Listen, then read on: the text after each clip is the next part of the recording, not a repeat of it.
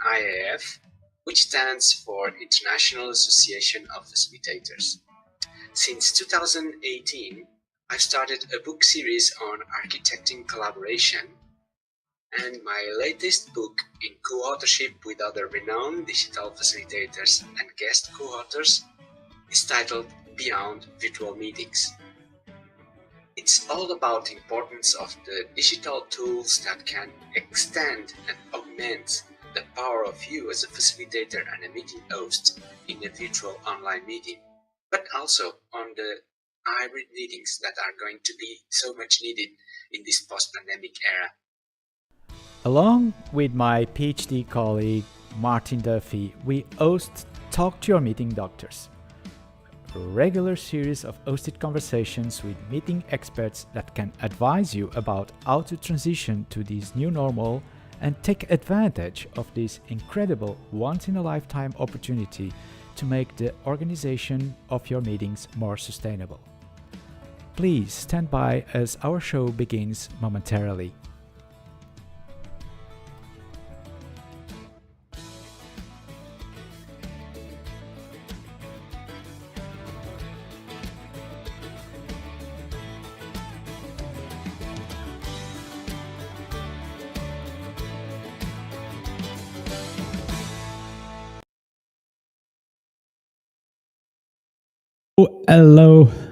Hello, everybody, and welcome to another event. Reaching Life, and pleased to have here my co-host again, and Martin. Good morning to you. Good afternoon to you, right?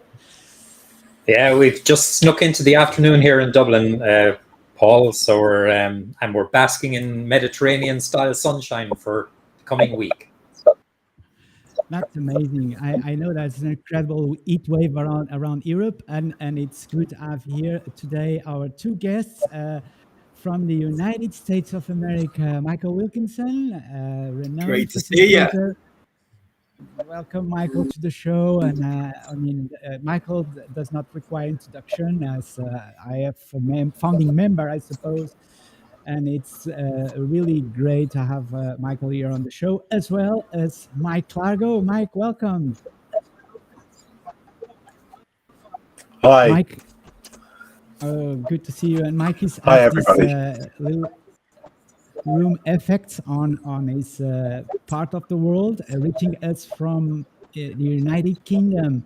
Welcome, Mike. And Martin, is there a question we normally ask our speakers in the start of the show?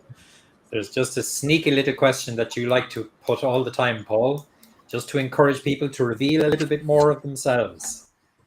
Oh my! I feel like I need to close up.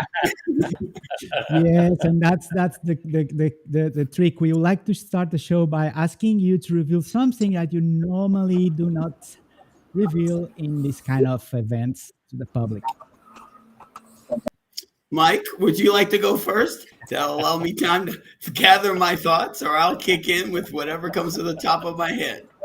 You want to flip a coin, Mike?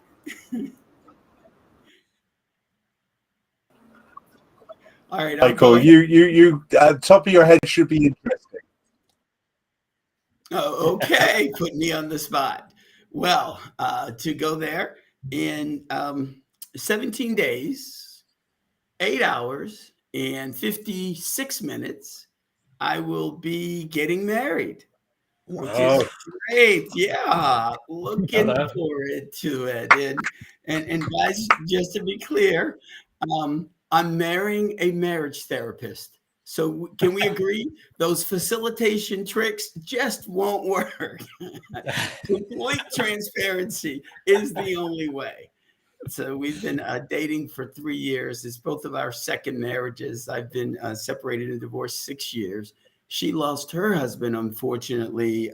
He died suddenly of a heart attack. If you can imagine that. So she was a pro basketball player's wife, and he just died of a heart attack when she had a 6-year-old kid, hadn't had a job in her life. And so went back to school, pulled herself up from bootstraps, and is one of the top marriage therapists in Atlanta. And together we've written a book called The Portia Principles. Her name's Portia. And so how to create and sustain a lifelong honeymoon.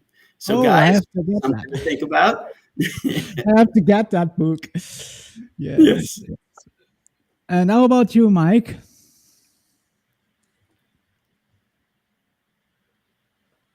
I'm a big kid at heart. And share that most people don't know about me. I that I would. I love the rides around Orlando, and Warning, and I were lucky enough to be one of very few people in the park. And most of the rides we went on were 90% of the rides were empty apart from the two of us. So we just rode ride after ride after ride. We stayed on, they carried us round, and about 2.5 hours later, we had done everything between 5 and 10 times and left the park. So it was just the most amazing morning. It was the morning Hurricane Charlie was due to hit Orlando, and I think everybody else thought that it might be a bit dangerous. That's gutsy, Mike. That's really gutsy. That's understanding. I can relate to that because I was in Orlando, so I can really imagine you being having the chance to ride all these rides without no queues. I mean, that's really great. Okay, and now back to work, right, Martin? I suppose you have something prepared in your agenda to start the circle here. Well, Because as we normally this do, was Paul. this was your brainchild, right? The facilitation as a smokescreen. Yeah, well, I haven't really prepared an awful lot, but it's interesting that Michael, you've kind of segued us right into the middle of the conversation. Given the book that you've co-authored with your wife to be, I'm just wondering who's keeping the countdown clock that was so precisely given to us there. Yes. Is that I'm is the that one one of the who's principles? yeah. There you go. Usually it's the guy with cold feet. In this case, gentlemen, I have a wonderful woman. I'm just trying to make sure I keep it's okay. It's okay a second time. It's okay. I gotta make sure she makes it to the altar.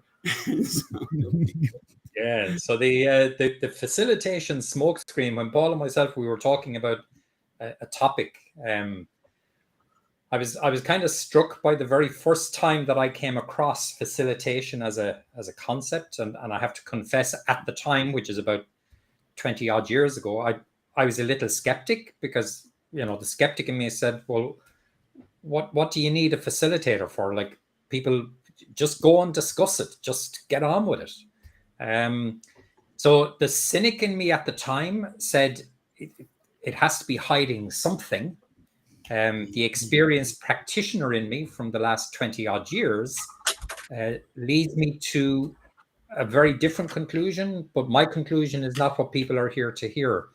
It's the views of our guests is what our or yourselves as guests, and then for those watching us, they'd like to hear your take on these types of topics. So I suppose the very open question is, facilitation, is it a smokescreen? And if it is, then what's it hiding? What's it a smokescreen for? What could it be hiding? Mike, you want to take this one first? I'll do that. I think the answer to your question is it can be a smokescreen. And I think that is the challenge about it, because like most tools, like most techniques, it's not so much the tool or technique that's good or evil. It's how the motivation by which it's used. And I think a lot of leaders calling in for consultants and facilitators had an answer that they wanted their team to reach. And that was why they tried to use facilitation. But I don't see that much of that happening today. To me, facilitation and facilitative leadership are going to be absolutely key to getting the very best out of people, facing the degree of change we're now facing, and being called to do all the autonomous work that Agile requires.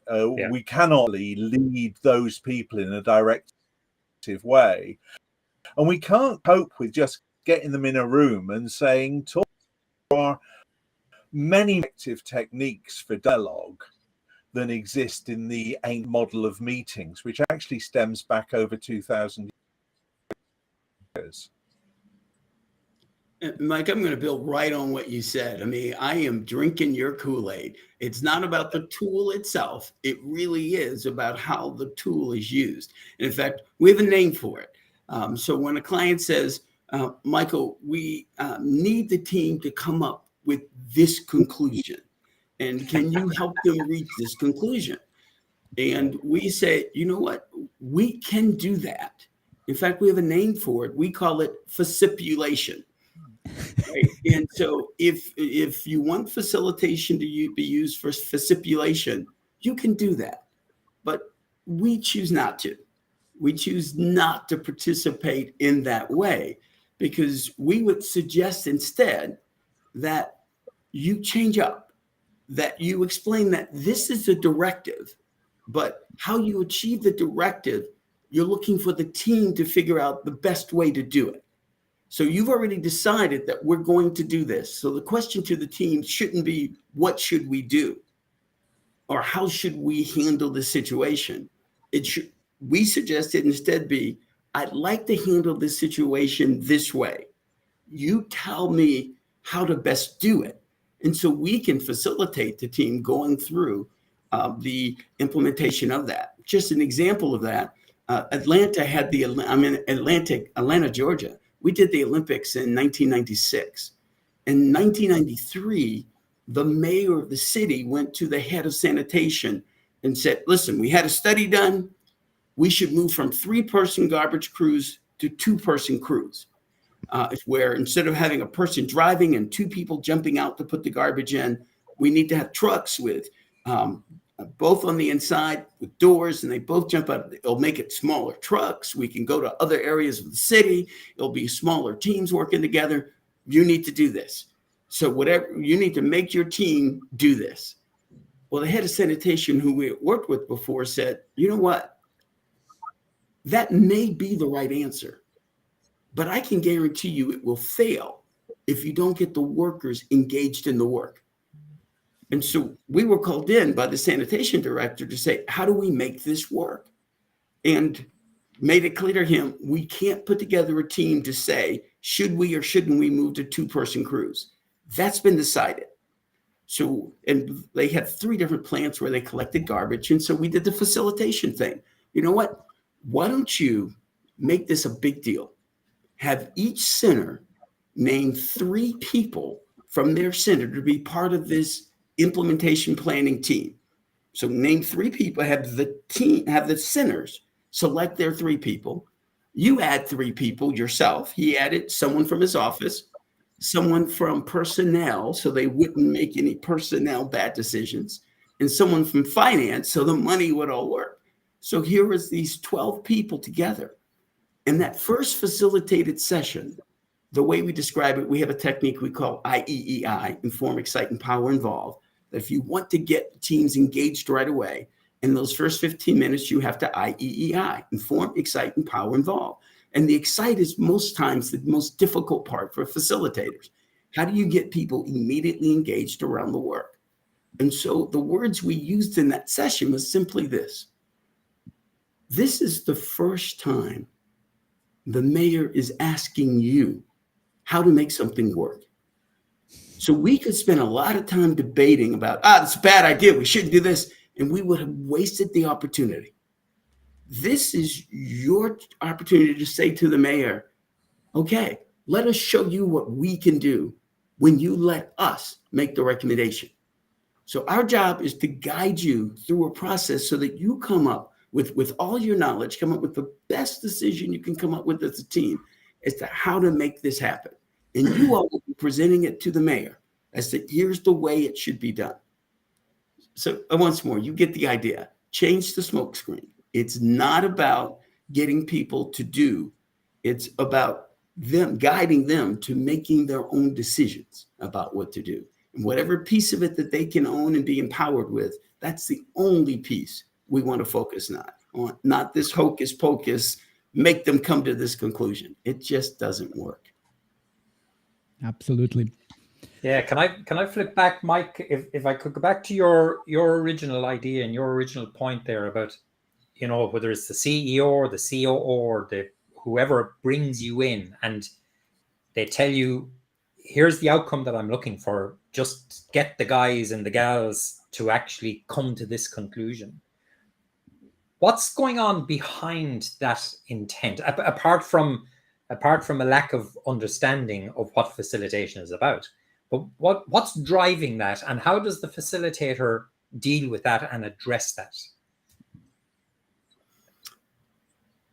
Go for it, Mike. Sorry, that broke up on me a bit. But Martin, were you asking about how you address the situation when the MD brings you in that way? Yes. Yeah. Well, from your point of view as the facilitator, how do you broach that, and what's going on behind that intent on the part of the inviter, whoever is bringing you in? I mean, typical lack of confidence in their people, and so I think because a different approach method will get them a better answer, and that their people will be involved. So at the first level, I would try to take them through that and explain how bringing people together and drawing out their ideas will probably come up with a better idea than what they are actually having. I think the second thing is that actually I'm fairly well known with the people I tend to work with, and nobody would ask me that question. Nobody would ask me to do that. You're lucky. And then there's the rest of us. either that or I'm limited, Michael, one or the other. But actually, I do believe that, you know, once I've gone through the explanation, people self-select. They'll either then say, okay, we're also talking to other people, so we'll have a word with them. And I figure, that's it. You're out of here. Or they'll get it, and they may ask for other corroboration, like people I've done it with before, etc., and so forth. But actually, them through the safety net, then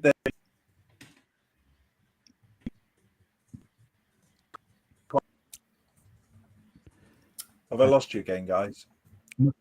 Yeah, you're breaking up just a little bit, Michael. Mike, and I'd love to build on where the question that Martin asked. My experience has been, Martin, that just as Mike said, there's an insecurity there where I go with it's command and control, right? Yeah. The typical approach, command and control. Do this. I'm the smartest guy in the room. And as Mike said, the idea of educating about facilitation, and you mentioned, we call it one side of the equation, and I'm going to go both sides. We say, and this comes from Dr. Robert Zawacki from the University of Colorado here in the States. He has this amazing formula. ED equals RD times CD. And I remember I was working with him with one of the big retail companies here, and he mentioned that in that passing. I said, Bob, oh my God, that's what we do for a living. Let's break this down.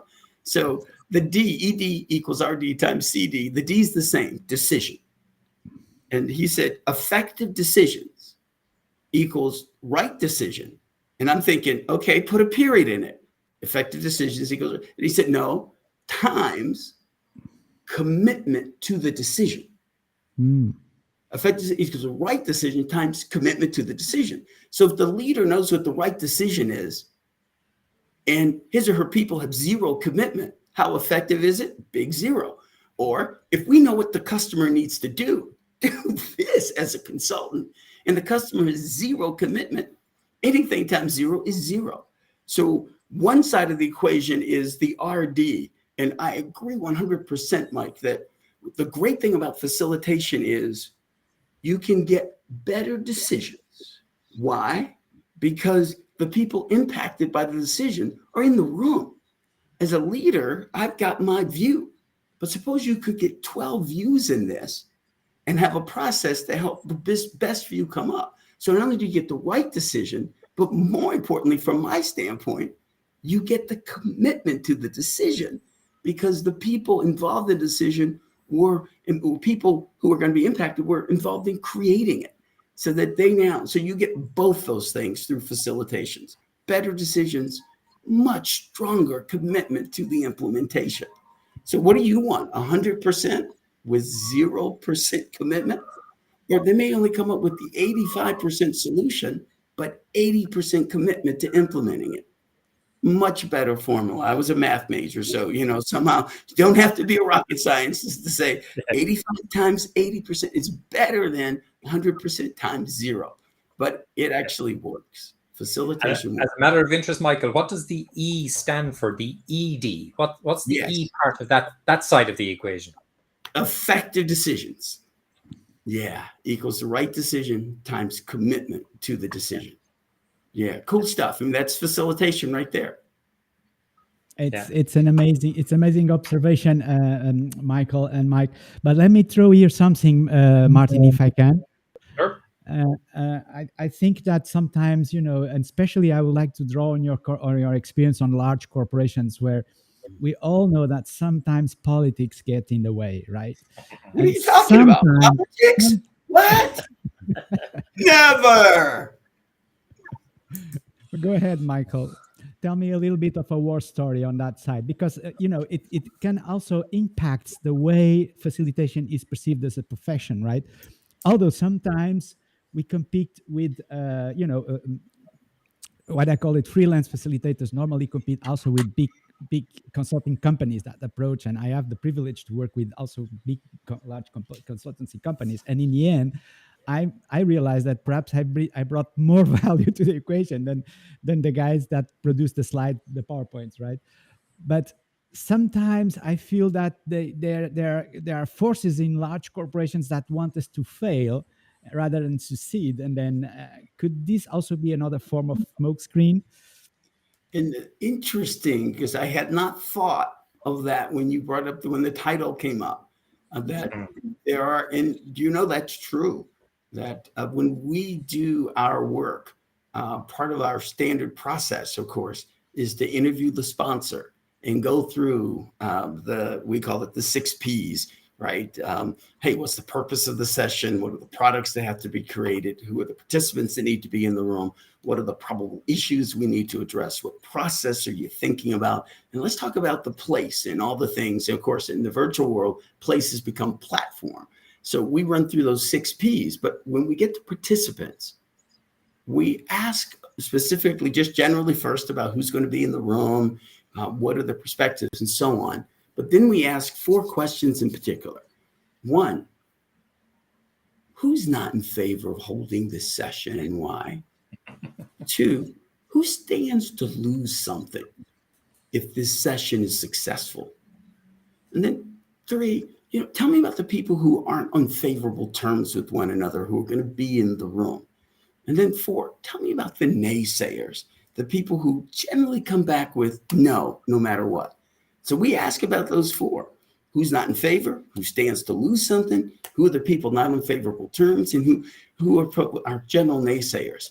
Because I want to know who's in the room and want to be able to, and I would never have used the term, Paul, before, but what smoke screens may show up, right? And me not be aware, whoa, where's this coming from, right? Because it happens in sessions where stuff comes up and you kind of go, whoa. And our term in the U.S. is, that came out of left field. I mean, here we were going down the center and whoa, what? And so having some perspective on the participants, you can anticipate those left field kind of things. But in my life, done lots of facilitated sessions. Quite frankly, there are 4 that I would love to have back, where I could do a mulligan. Let's do over. I mean, where it was, it just didn't know. And one of those was I was facilitating what was it? It was an oil and gas drilling company down in Houston. And in the middle of the session, there was the CEO in the session, the chief executive officer, the COO, the chief operating officer, and then the 8 EVPs, executive vice presidents. It was a session back in the day on executive information systems. What systems should they be looking at? And you don't know what you don't know. And unfortunately, well, you'll hear, I knew, but I didn't know. When I say that, I knew, but I didn't know. Early in the session, the COO says something. The CEO shifts in his seat and turns to the side. Good news, Martin. I recognized it. I saw it. And I correctly interpreted it. Ooh, I don't think the CEO liked what the COO said. Now, Mike, I'm not proud to say this, but guess what technique I used to address it? We have a name for it. It happens so often. It's the technique most facilitators use when faced with the early signs of dysfunction. We call it the ostrich technique. I put my head in the sand. I hoped it would go away. Got it? That's what I did. The session continued. The COO speaks again. This time, the CEO pushes back from the chair, folds his arms, crosses his legs away from the room. Guys, good news, I noticed it. And better news, I correctly interpreted it. The CEO really didn't like what the COO just said. Guess what technique I used to address it? Oh, yes, ostrich technique. Excellent execution. I sure did. Okay, we had a break. Session comes back.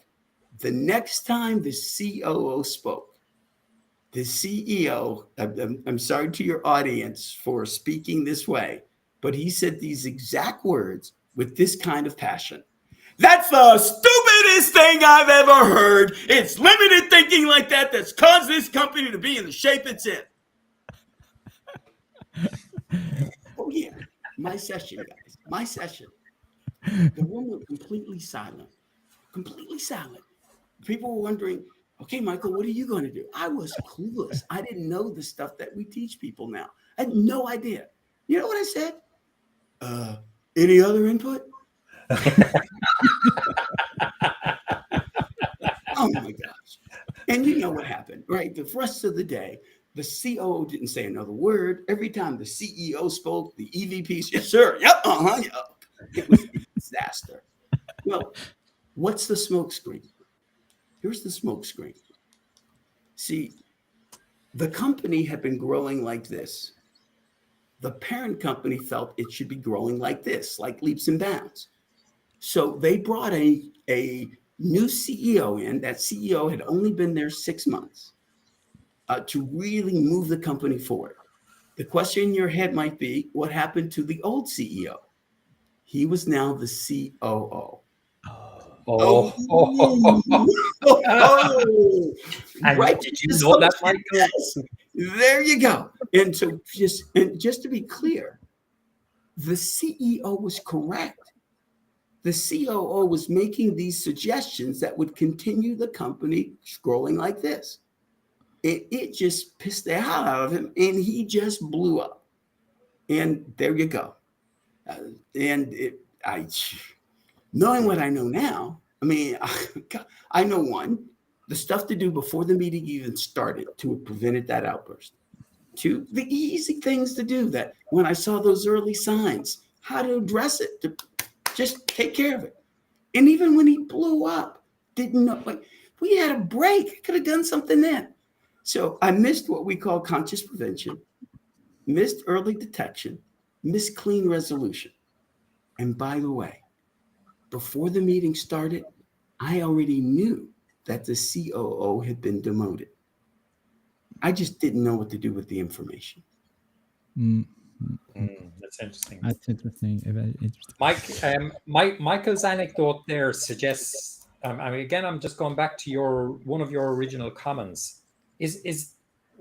Would it be fair to say that we could have willful smoke screens, which are deliberate, pre-thought, and inadvertent smoke screens?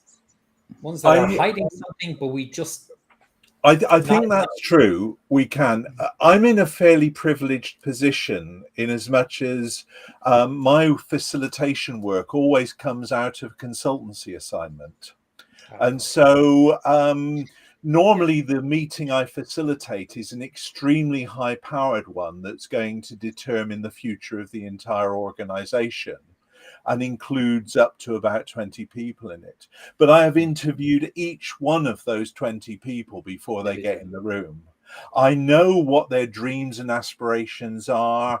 I know what their concerns are. I know how they think about other people. I know the whole picture, and they know that they can trust me to actually make sure that that's fed in at the right point and included respectfully.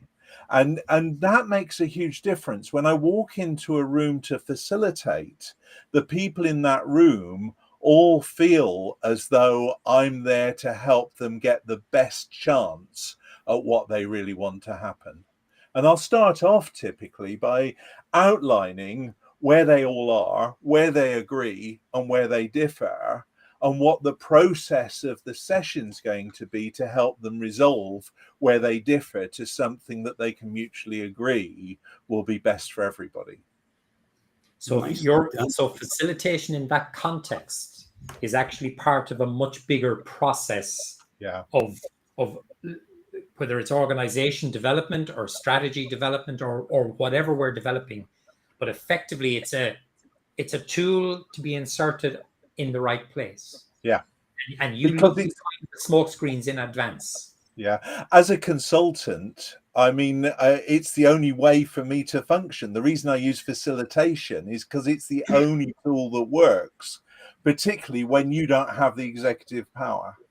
Yes. But actually, I mean, even when you've got executive power, I don't think telling people what to do is the most efficient way either. I agree with Michael on his equations. What I want, my goal in life, is for every leader in every organization to be equipped with facilitative skills. Yeah. And I want to concur on that one, Mike. And I'm sorry for this this selfish advertising, Paul, but go ahead, Michael. Go ahead. I wrote the book 8 Core Practices of Facilitative Leaders for the exact purpose that Mike is talking about. Our facilitation course is a 4-day course. We're not going to get any leaders in a 4-day course. Even our facilitating masterful meetings, that's a 2-day course. And so the idea of just really focusing just on leadership, and we have a set of leadership principles that are based on facilitation. And just to give you a couple of them, connect first, correct second. So your job as a leader, connect first, correct second. Differently, create the vision, not the solution. It's your job to create the vision. Let your people create the solution that drives that vision. Here's one that's controversial, but it absolutely, we say engage conflict, encourage disagreement, right? Because through disagreement just means there's an answer, a better answer the group hasn't gotten to. If a leader says, I think we should do this, and everybody says, okay, that's the best we're going to get. But when the leader says, hey, let's do this, and he or she's created an environment where people will go, well, that's good, but what about this? Well, yeah, that could work, but better would be this. Oh, yeah, and then we could, hey, you know what? Yeah, let's get to this. So instead of this, you end up with this. We call that creative abrasion. And if you don't have disagreement, see, through the abrasion, you get better solutions as conversations held. But the challenge leaders have is they don't know how to facilitate that disagreement. And so they run from it. And so we just teach them very strong strategies. Listen, there are only 3 reasons in the world that your people are going to disagree. Only 3. Only 3. And your job is to identify which are the 3 reasons it is, and they apply the appropriate strategy. Because if you're dealing with a level 3 disagreement, you try level 1 techniques, you're going to fail. Level 1 techniques can't solve level 3 disagreements. Likewise, you have a level 1 disagreement, you try to solve it with level 2 techniques, you're going to fail. So we teach leaders how to understand, what is disagreement? What are the 3 levels? How do you recognize it? And what are the appropriate strategies to use creative abrasion to get to better solutions? So we try to equip them for success as they're doing that work, but giving them the principles of facilitation in just really small, tight pieces. So we teach it in half-day sessions so they can get the half day in whichever piece is most important to them. Anyway, but that's the selfish advertisement around the 8 core practices of facilitating leaders. Cool. And 100%, we've got to get it to leaderships. We've got to get it out of the hands of us as facilitators, these skills, and in the hands of leaders managers who can practice it every single day. But we got to make it easy for them and consumable. And I think the thing I'd add to that is its importance for mental health as well. In as much as, if you're in a thing where you're doing the wrong thing or it's not quite fully right, that is extremely stressful. And if you just bear with me a second, hopefully this will work.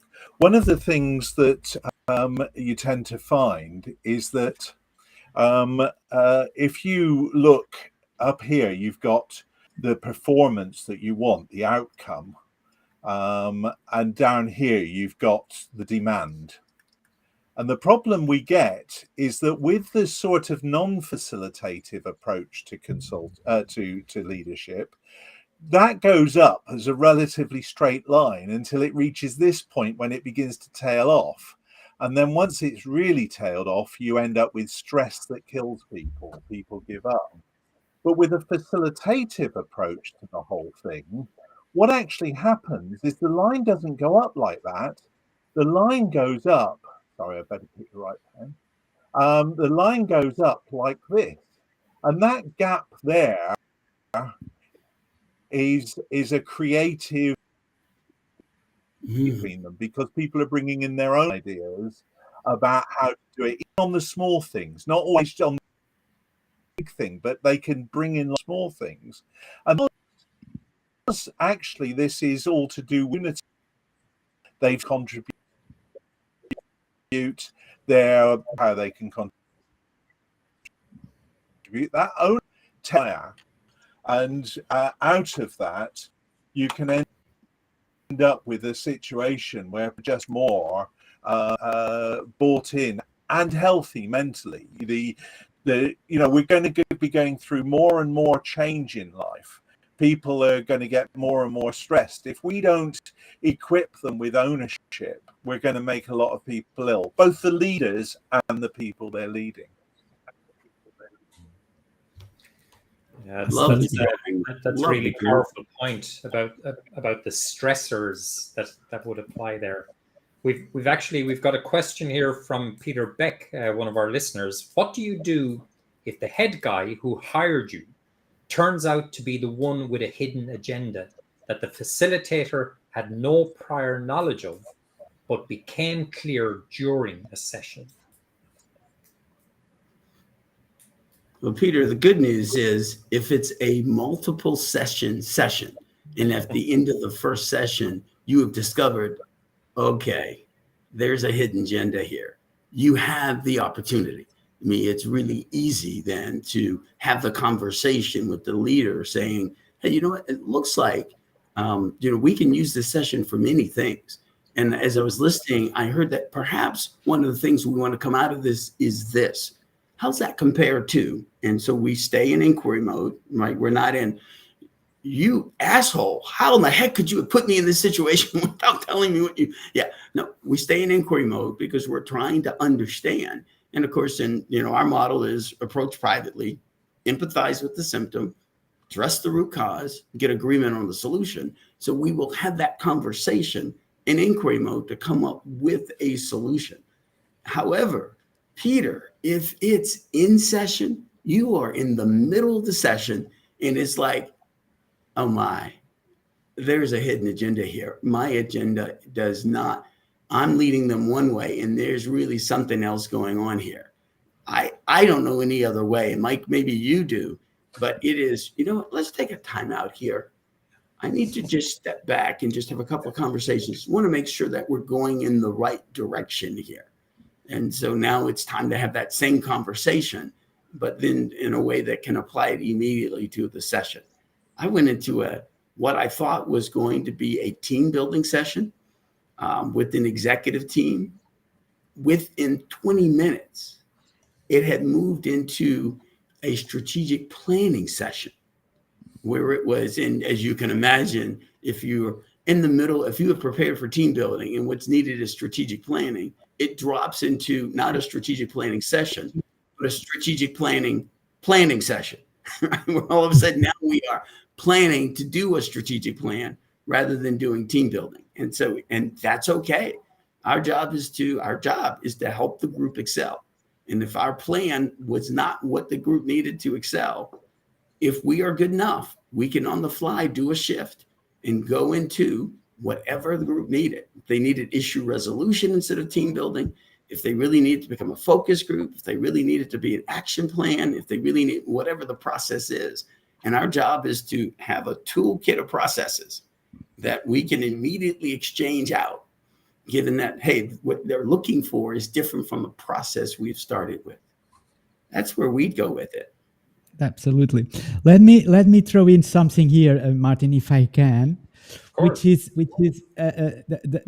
talking about smokescreen, and I really appreciate Peter Beck comment here, because talking about smokescreen sessions is like if you have a client that then uses you as a facilitator, you design a beautiful session, all the decisions are taken, everybody's committed, we're ready to go, but then the meeting is over, and then the leader, the boss, completely disrupt the outcomes of that meeting and boycotts the implementation. And then he says, see, I told you facilitation does not work. Your views on that?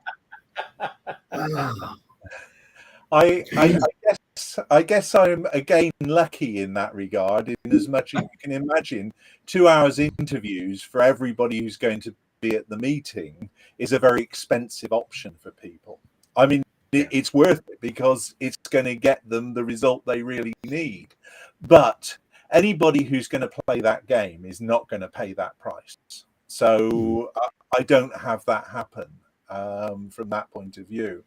But even from a facilitative point of view, if people ask me to facilitate a meeting, I would still demand to do the interviews beforehand, because it makes them, I mean, you cannot design a process to get people from A to B when you don't know where A is or where the variety of A points are.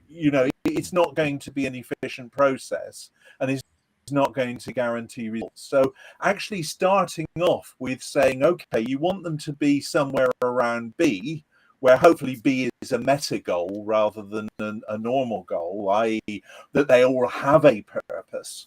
But where are they starting off on? If the client can't tap, which normally can't, then the interview become my way of saying, well, why don't I find out where they are? Because that could save time on the points they already agree on, and we can focus on the points where they disagree, and we can design a really efficient process for dealing with that. And that's my facilitative approach anyway. I don't think I would start without that safety net. There you go. And Mike, I want to add to that, because as you can imagine, most facilitators don't have the luxury of dealing with clients who are willing to pay for that kind of front end work. What we tend to insist on is, can we say, the poor man's view of interviews? The poor man's view of interviews is, hey, before the session, I need to have an hour with the team. And in that hour, and let's say we're doing strategy, right? The first step for us is, you know what, before we do anything, creating a strategic plan must cover the most important issues facing the organization right now. If our strategic plan doesn't do this, and all we do is create a great pie in the sky, but we die on the way there because we're not addressing the critical issues now, that is problematic. So before we talk strategy, let's get real clear as a group. In fact, why don't we break up into 4 teams? And in our 4 teams, let's identify what our team believes are the most important issues that this plan has to address. What are those?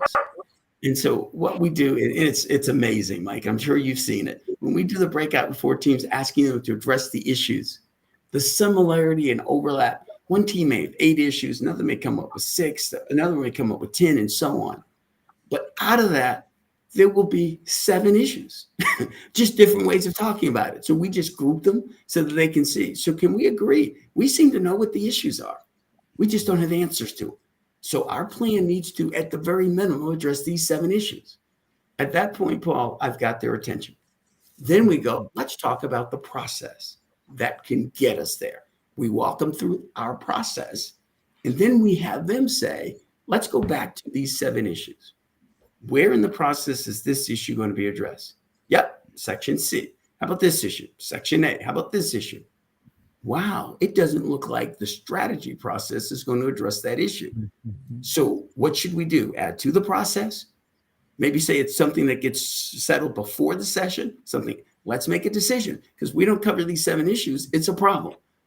What that does for us is that now gets them all clear in agreement on the issues and then buy-in on the process because they have said where their issues are going to be addressed. And so I think when we do that, again, Mike, that's poor man's interviews, but it's a way we can do it to at least get a little forearm. No, nice, very nice. It's a nice process, but Michael, rest assured, if you are not in the room with the guy who has the power, in the end, you come up with a situation. No, I don't want that robot in the factory line. I never say that was an issue for me. And that guy or that woman, whoever it is, has to be in the room. I mean, I said I have 4 sessions I'd like to have back. One of those 4, major group within here in Atlanta, we have the Centers for Disease Control, the CDC, everywhere around the world. And it's not the Center for Disease Control. There are 14 centers. It's the Centers for Disease Control. One of the largest centers we took through strategic planning. And unfortunately, the center director took the stand that he wanted his people to come up with the plan. He did not attend the briefing. He did not attend the orientation on the strategy. He was in and out of the room during the session. And when it was over, it all got changed. All got changed. Oh, how come the goals aren't included this? We're missing this. He never bought it. And that was my bad, not to insist that he be in the room because he's got to own this plan. Yeah, just when he's in the room, he just doesn't have to be the first, second, or third person to speak, but he has to own the plan. Big mistake on my part. Big mistake. But it's just one of those things you'd like to stop for. There's a Mike. I'm fully with the idea of the interviews, and that's an approach that, where possible, I've certainly used myself in the past. Michael, I'm equally with the idea of the pre-session discussion. A technique that I've used myself is the 3-question questionnaire with the 1, 2, 3 answers. So the concept is that you pose the first question, the same questions go to everybody that's going to be at the session, and you're asking them, give me your 3 responses to, so whatever the theme or topic is. The second question, give me your top 2, or give me the worst 2 cases of, or whatever. And the final question is, give me the 1 item that you feel we must deal with. Now, if you end up with, say, 10 people in the session on average, okay? So for the first question, we'll get 30 possible things to deal with. On the second question, we'll get 20, and on the third question, we'll get 10. So in lieu of the one-to-one face-to-face, through a very simple, short, succinct, bullet point type survey, I, as the facilitator, get to have raw data that I can now integrate back into an agenda. And this is my standard pattern. Love where it. I create an agenda from the answers, all anonymized, all depersonalized. But now the agenda belongs to the participants. Mm-hmm. And the participants, if they can't see their question, concern, whatever, in the agenda, then the very first step at the opening of the whole session is, guys, are we agreed on the substance of what we're actually going to deal with over either this single session or this series of sessions? So it's a slight variation on the theme that both of you had. So that's 3 ways in which I think we can de-smokescreen some of the potential smokescreen. Nice, Martin. Nice. Pull us back around, did you? Nice. More or less. The thing I'd add to what you're suggesting there, Martin, is once you've got it nailed down, if you don't just put it in the process where it might be hidden, you put it in the objectives for the session. Absolutely. And you say to people, I've pulled these objectives together from what you've given me. At the end of the process, we'll check whether they've been met. And that gives them ownership as well. Yeah, absolutely. And Martin, I want to front end and back end what I see you having in the middle, because I think of your 3 questions as really getting to the issues and process. If I had my druthers, yes, before those 3 questions, I would ask to help focus them. What do you see as the real purpose of this session? Then insert your 3 questions. And then on the back end, the last question I'd ask is, how do we prevent this session from being a waste of time?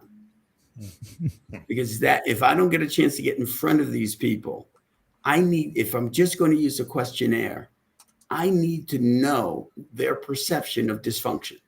What is it that I need to be aware of, right? And because I can't get in front of them, if I'm in front of them, hey, through the interaction, I get a lot of that information and can end with that question. If I'm not in front of them, then, and we're doing it through a survey, I absolutely need that last question asked from each individual's perspective. How do we prevent this session from being a waste of time? Yeah, absolutely. Guys, we could be here for hours. We could be here for hours, Martin. Yeah, I'm looking at our time here. We're at 52 and a half minutes, and it feels like we're 2 minutes in, guys. Let me do my usual kind of 1 minute or a minute and a half roundup if I can. We started off with the idea that smokescreen facilitation may be a smokescreen, and Mike, you immediately conceded, yes, potentially it can be. And Michael, you extended that by saying if we see facilitation plus manipulation, we can get it with facilitation. And that's a risk that the facilitator must address actually from a professional ethical point of view, right up there front and center. Michael, you introduced a couple of very interesting techniques. The equation ED equals RD times CD. Effectively, it's about effective having right multiplied by commitment. And it's the commitment part, I think, that the facilitation process is looking to extract from the participants. And maybe that's where the CEO, the COO, whoever engaged us, might in private session, and Mike, this is now, I think, going to the heart of some of your propositions, where we have the pre-meeting with the individuals, but we very definitely have pre-meeting with whoever engaged us. And there may well be 2 big issues that need to be brought out in that private conversation. One, and Michael, you touched on these. One is potentially the insecurity that the boss might have. And 2, there's a question of, are we dealing with a command and control scenario? So in these pre-discussions, one of our challenges as the facilitator is to draw out that motivation on the boss's part as to why are we doing this facilitation in the first place. And that might help us to break down any potential smoke screens that might have been created. We touched, these were my words, we touched from both your contributions, I extracted the idea of we could have willful smoke screens, or we could have inadvertent smoke screens. And it's probably really important for us as facilitators to be clear on which type of smoke screen we could be dealing with, because how we choose to deal with that might be very, very different. Our colleague Peter Beck, who's watching, asked a really interesting question that elicited some very valuable and useful guidance. That if we find ourselves gazumped, if you like, by the boss during the session, how do we deal with it? Michael, you suggested we might have the possibility of timeout if it happens to be a single session. Mike, you suggested actually if we've got a contiguous series of sessions, we might just between sessions have a chat with the boss and say, well, I wonder what's going on. But Michael, your was we stay inquisitive rather than forcing the issue. We remain in inquiry mode in order to draw from the boss, say, well, what is the real intention? And we then have the possibility to reorient the sessions so that we don't do any further damage. I suppose overall, what that's saying to me is that there's a flexibility required on the part of the facilitator. At one level, you have to be able to think and act on your feet. At another level, you have to be actually very true to your stated ethic, whatever that ethic is. And sometimes that can be a bit of a challenge. But at the end of the day, I think I'd take it back, Michael, to your equation, which for me is a big takeaway. And Mike, I think you conceded that as well, that effective decision equals the right decision multiplied by the commitment. And the multiplication that the commitment brings is really, I suppose, the add value that the facilitative process can bring to it. That's the only bit I challenge in that, Martin, because it's a brilliant summary, as you always do. But actually, the facilitation isn't just about commitment. It's about improving the right decision itself. And actually, you've got so many extra brains in there that can come up with a much better solution. Yeah, and that's the building. Absolutely agreed. Yeah, fair point. Absolutely. And our closing words are just that. Facilitation works. You can get better decisions because the people in the room impacted by the decision or who have to implement the decision, who understand all the factors, are in the room. Better decisions, often faster. Why? Because we understand how to deal with dysfunction. We know how to get people to consensus when there's disagreement. We know how to deal with their silence in the room. Nobody's participating. We know how to prevent one person from dominating the session. So better decisions, often faster, with much higher level commitments to the implementation. So who doesn't want better decisions? Who doesn't want them faster? Who doesn't want higher levels of commitment? That's the promise of facilitation. Amazing.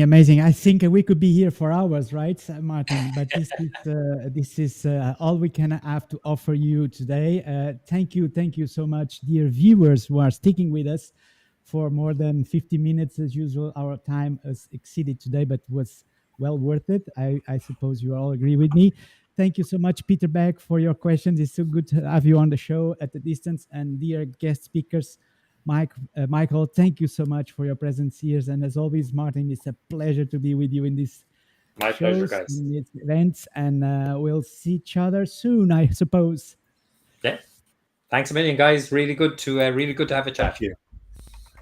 Take care, all. Love you. Bye. Absolutely. Thanks for the opportunity. Have a great rest of your day. Yes, likewise. Bye now. Goodbye. Bye. Bye all.